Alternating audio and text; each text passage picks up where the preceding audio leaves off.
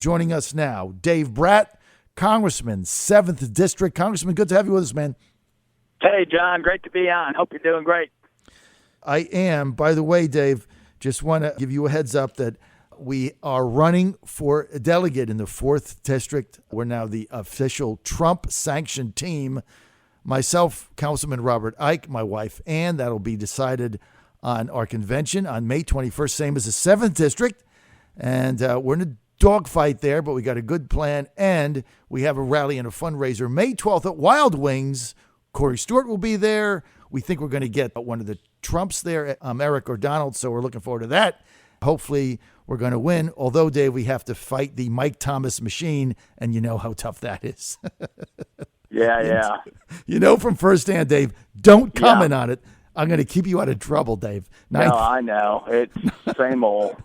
It's going to be a battle, but good thing I've got my wife on the ticket because they got something to deal with hers. It's going to be interesting. We're going to have a lot of fun, all smiles. Yep.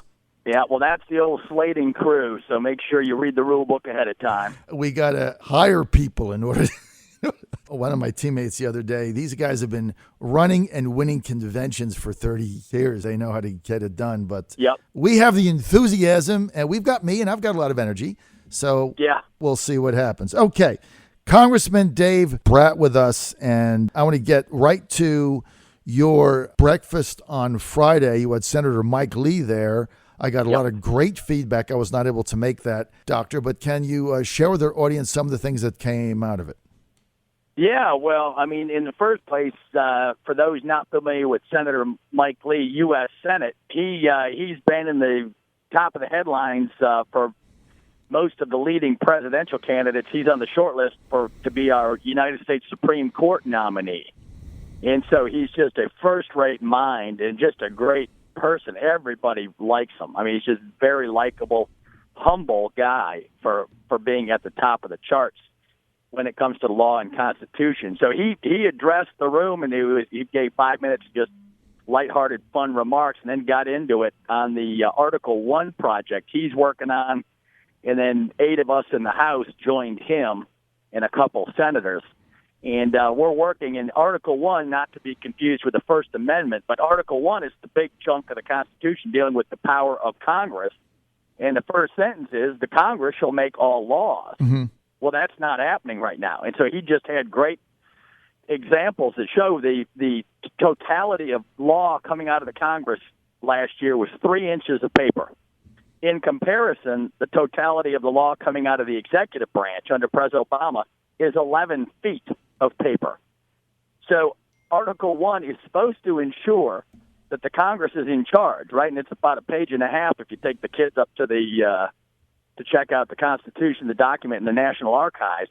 And then the executive branch is a half a page. And the founders did that on purpose, even with George Washington, who they thought walked on water. But they didn't trust executive power, even with the caliber of a person of George Washington. Can you imagine what they would have done to the executive with a current CEO? It'd be amazing.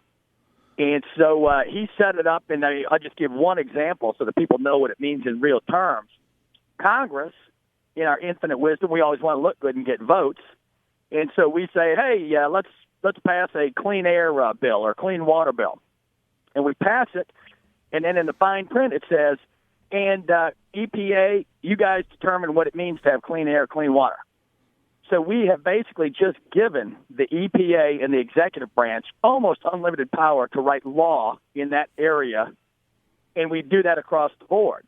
So then EPA makes stringent requirements on water air that put businesses out of business, and we've given up our power and authority over 11 feet of paper versus 3 inches of paper we're producing a year.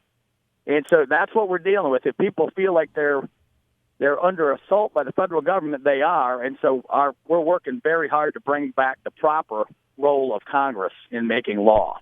I mean, look, that is what you just described, Dr. Brad, is unbelievable. So you're actually working on restoring power back to the legislative branch as the Constitution requires. Yep. And why isn't this like something that everybody's talking about? It's like you had to go in there to figure out what was going on. And my second question is, Why is Congress continually ceding its authority to the executive branch? Why? Yeah, and to the judicial branch, right, on the most controversial issues, the life issue and all of that. And the answer is because people want to get reelected, and they put other priorities below getting reelected. And so can you imagine if Congress and the Senate had to vote on every hot issue, right, and on every funding bill, right, and on giving authority for the EPA? Unbelievable. The votes would be radically different, but we push it on out of our realm so that we don't have to take the tough votes.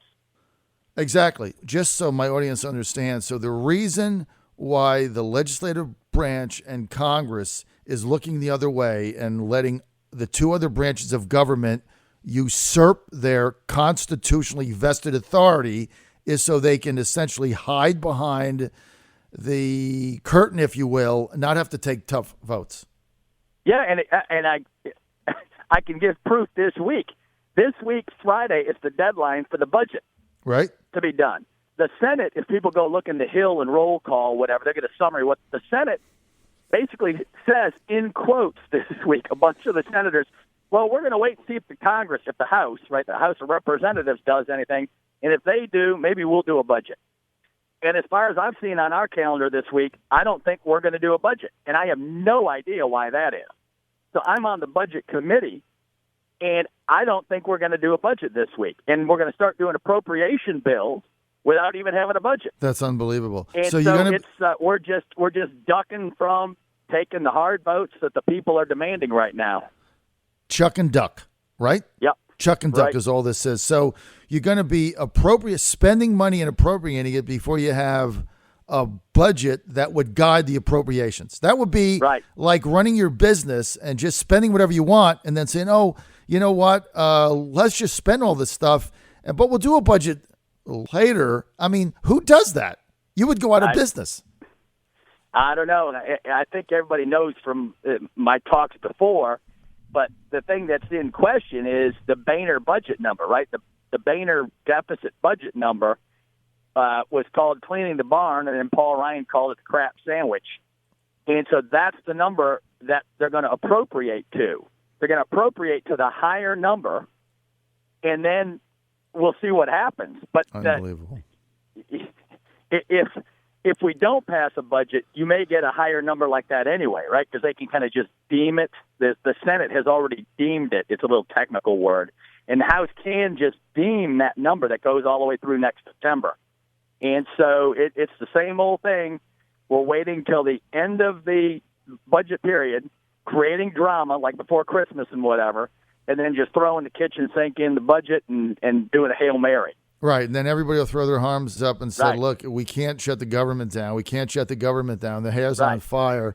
And we had your colleague, Dr. Whitman, on. The two doctors, by the way. We had Dr. Whitman on. I know. I was just thinking of that. We have two doctors in our Republican Congressional Caucus in Virginia, Dr. Dave Brat, that's on with me now, Congressman 7th District, and Dr. Rob Whitman, 1st District, Republican. Anyway, Dr. Whitman was on Friday. He was saying the same thing. He was saying, I've been up here all this time, and still we can't get the budget done. And he said, now I'm just deciding it's by design. It's just by design. In November, at deadline, they can throw everything in there. People have 2 days to read it. They're unable to debate it, and the scam continues. Dr. Brat, this is a scam, right? Yep. That's all this is.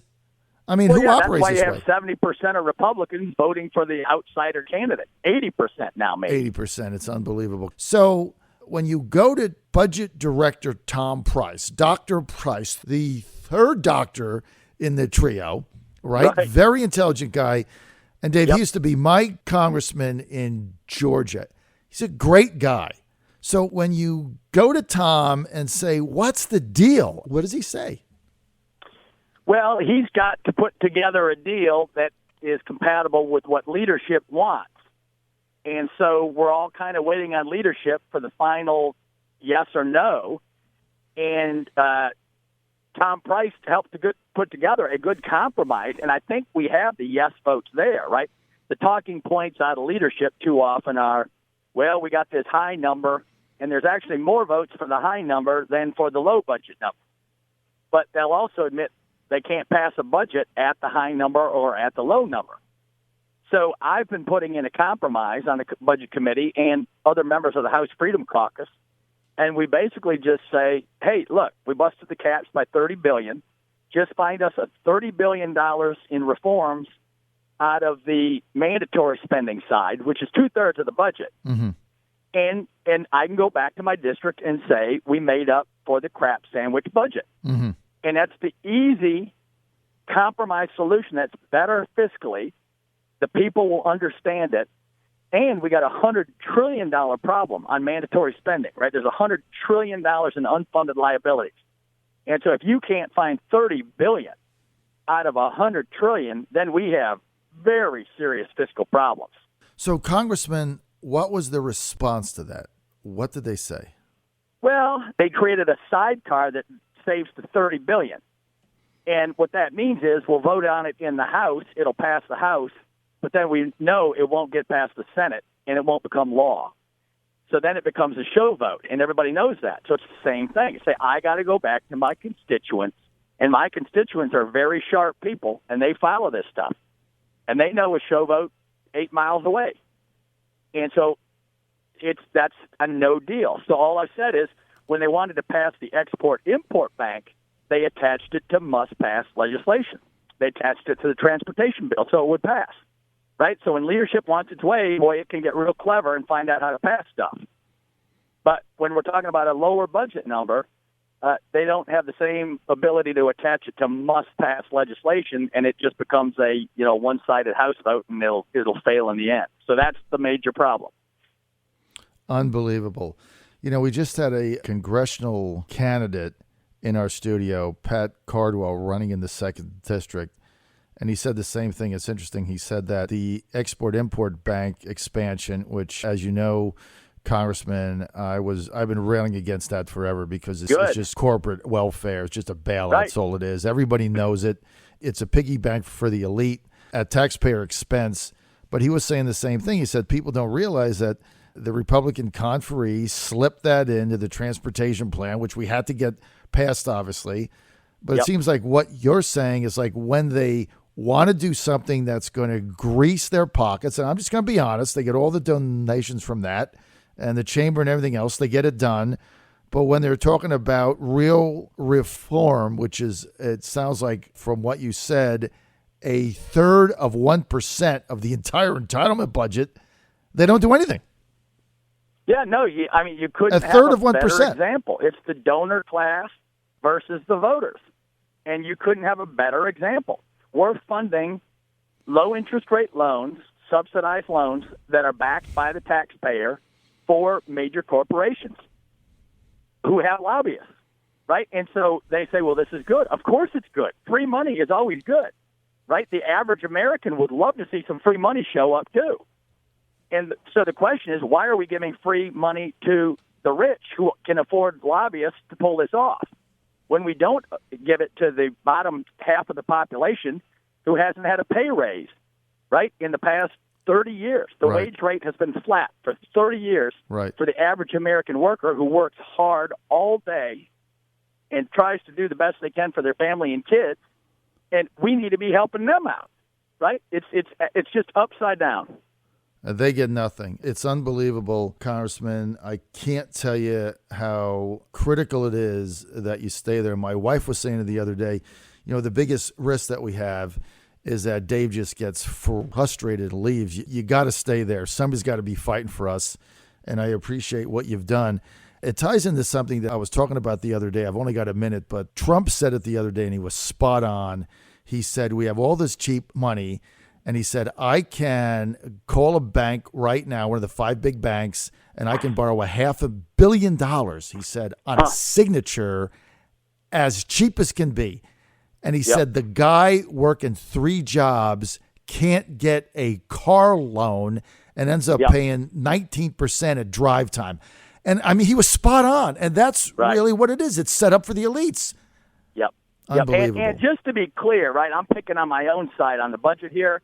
The Democrats don't have a budget that balances ever, right? So just to be clear, right, when it comes to fiscal responsibility, at least the Republicans, there's some tension and a dialogue. The Democrats, fiscal responsibility, I don't know if they got it in their dictionary because I haven't seen one staffer on the Democratic side ever mention the mandatory problem. That's $100 trillion, or propose any balanced budget. They all say that when they run, but when you're up in D.C., nothing. Nothing. And so I just want the listeners to be aware, right?